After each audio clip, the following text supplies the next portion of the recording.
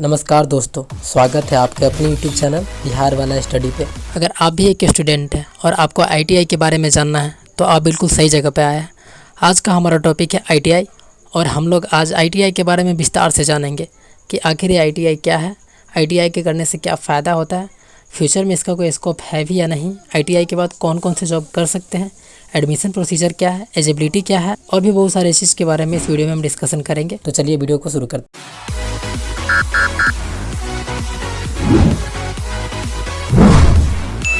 दोस्तों, जैसा कि आप लोग जानते हैं कि हम लोग अपने जीवन में बहुत सारे ऐसे लोगों से मिलते होंगे जो काफ़ी प्रैक्टिकल सोच के होते हैं, उसे कम उम्र में जॉब करना पसंद होता है, या कई ऐसे स्टूडेंट भी होते हैं जिनका इकोनॉमिकल कंडीशन ख़राब होने के कारण उसे जल्द ही पढ़ाई छोड़ना पड़ता है।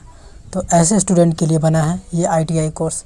तो चलिए हम जानते हैं कि आखिर ये ITI होता क्या है। ITI means industrial training institute. यह एक इंस्टीट्यूट है जो DGT के अंतर्गत आता है। अब ये DGT क्या है? DGT एक ऑर्गेनाइजेशन है जो ministry of skill development and entrepreneurship के अंतर्गत आता है। इसका हेड ऑफिस दिल्ली में है। इनका मेन पर्पस है कि स्किल वर्कर की संख्या में वृद्धि करना, ताकि जो डोमेस्टिक इंडस्ट्री है उसमें स्किल वर्कर की संख्या बढ़ सके और इंडस्ट्री डेवलप कर सके। ITI को 3 कैटेगरी में बांटा गया है: इंजीनियरिंग, नॉन इंजीनियरिंग और दिव्यांग। सभी कैटेगरी को मिलाकर ITI में कुल 138 ट्रेड है, जिसके लिए इंडिया में 15,042 ITI इंस्टीट्यूट बनाया गया है, जिसमें गवर्नमेंट इंस्टीट्यूट है आपको 2,738 और प्राइवेट इंस्टीट्यूट है 12,304। सभी 138 ट्रेड की जानकारी देना इस वीडियो में पॉसिबल नहीं है, लेकिन हाँ, कुछ पॉपुलर ट्रेड है जैसे electrician, fitter, diesel mechanic, welder, wireman, electronics mechanics, plumber, carpenter और ITI COPA। ITI COPA new है। इसका फुल फॉर्म होता है computer operator and programming assistance. ये कंप्यूटर रिलेटेड कोर्स है जिसमें आपको कंप्यूटर हार्डवेयर एंड सॉफ्टवेयर के बारे में पढ़ना होता है, data entry, programming language, networking से रिलेटेड और भी कई चीज़ पढ़ने होते हैं। ITI कोर्स करने के लिए कुछ एलिजिबिलिटी क्राइटेरिया है, उसके बारे में बात कर लेते हैं। सबसे पहले आपका एज 14 से 40 वर्ष के बीच होना चाहिए। अगर आप एक एक्स सर्विसमैन हैं या वार वीडो है तो आपको 5 साल के लिए एज रिलैक्सेशन मिलता है। आप किसी भी मान्यता प्राप्त बोर्ड से 8वीं, 10वीं और 12वीं पास हो। सभी ट्रेड के लिए अलग अलग क्वालिफिकेशन है और उसका ड्यूरेशन भी अलग अलग है। जैसे ड्रेस मेकिंग एक ट्रेड है जिसमें आपको सिखाया जाता है कि ड्रेस कैसे बनाया जाता है। इसके लिए आपका क्वालिफिकेशन 8वीं पास होना चाहिए और इस कोर्स का ड्यूरेशन 1 साल है। इसी प्रकार टेक्नीशियन मेडिकल इलेक्ट्रॉनिक्स एक ट्रेड है जिसका क्वालिफिकेशन 10वीं पास होना चाहिए और ड्यूरेशन 2 साल है।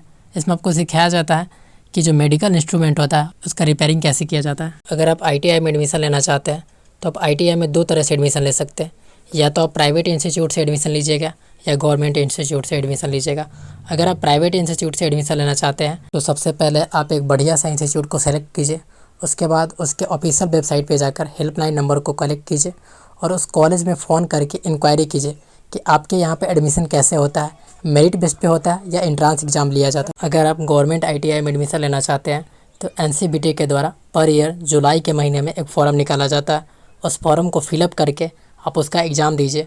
अगर आप उस एग्ज़ाम में क्वालिफाई कर जाते हैं, उसका जो मेरिट बनता है अगर उसमें आपका नाम आ जाता है तो आपका एडमिशन गवर्नमेंट ITI में हो जाएगा। ITI की फ़ी के बारे में बात किया जाए तो गवर्नमेंट ITI आपसे किसी भी तरह का कोई फ़ीस नहीं लेता है।